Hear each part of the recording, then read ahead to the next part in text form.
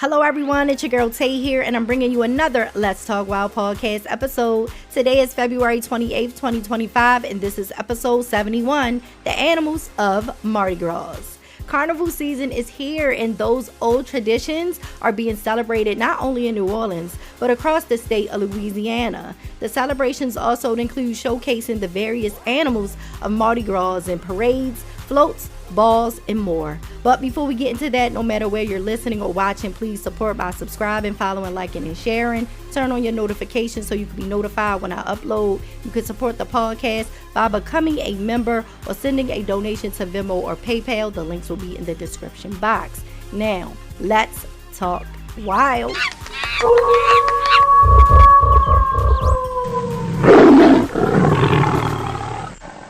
I love Mardi Gras, and I've always wanted to attend the official celebration in New Orleans, Louisiana, and I will one day. But growing up, I would see the videos of the people on Bourbon Street drinking and getting wasted, turning up, partying, but that didn't interest me. It was the parades, the costumes, the food, the music, and the dancing that always brought me so much joy and wanted me to, be a part of Mardi Gras. So yes, I've celebrated Mardi Gras in my own house. I've made meals and decorated, all of that good stuff. I went to a Mardi Gras bar crawl last weekend. I'm going to have a mini vlog up in a few days, so make sure you guys check it out when I post it. But yeah, I love everything about Mardi Gras. The New Orleans Carnival season for 2025 began on January 6th and ends on March 4th.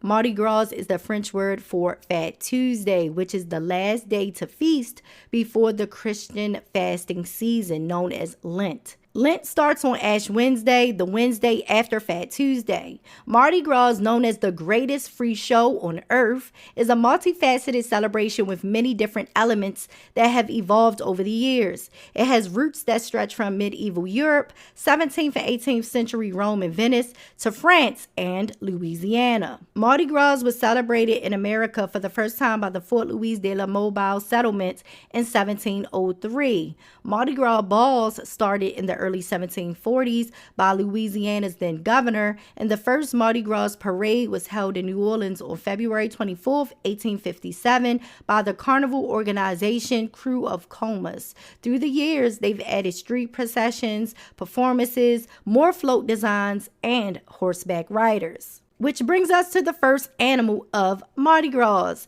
the horse.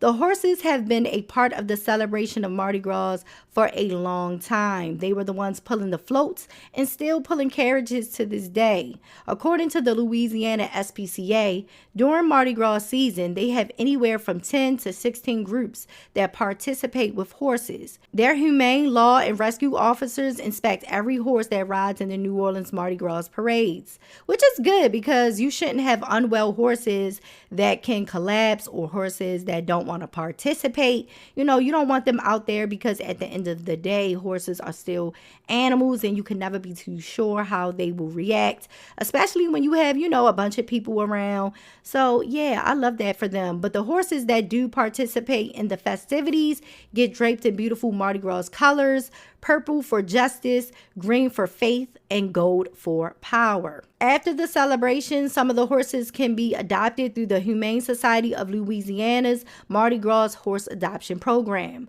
According to the program, it was founded in 2017 to work with a stable in New Orleans, ensuring that the horses used in Mardi Gras parades end up in a forever home and not back with a broker where their future is uncertain. They have helped over 100 horses thanks to your support. End quote. I hope you're enjoying the podcast. Make sure you subscribe, follow, share, and like on all podcasting platforms. If you would like to support even further, you could become a podcast member or donate to the Let's Talk Wild PayPal or Venmo. The links will be in the description box. Now, let's hop back into the show. Cue the animals.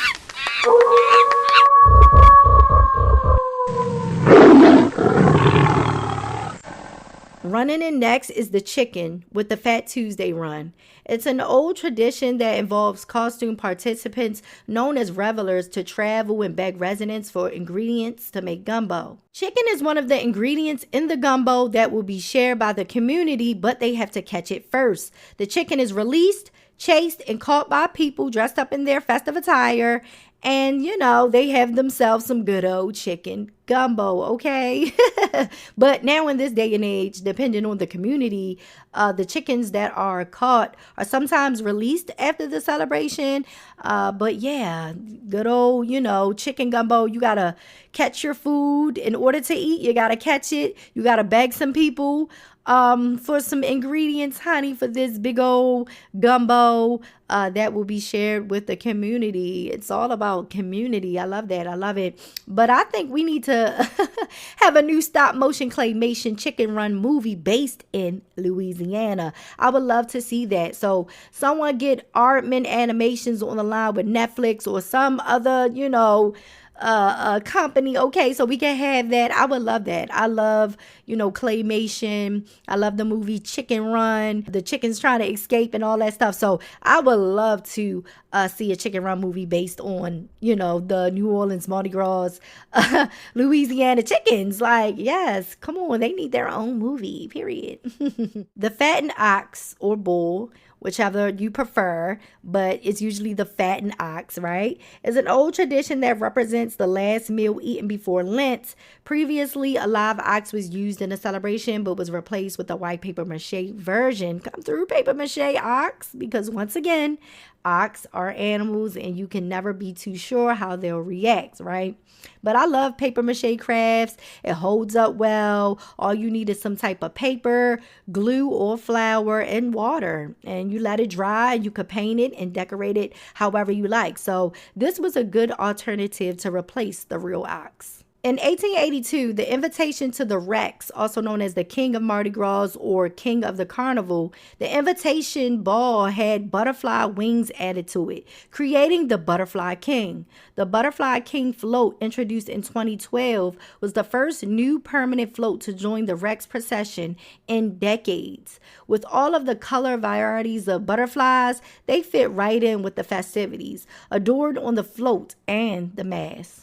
Some of the other animals you may find on Mardi Gras attire or merchandise is the eastern brown pelican, which is Louisiana's state bird. Crawfish, but if you're from Louisiana, you call them crawdads or mudbugs.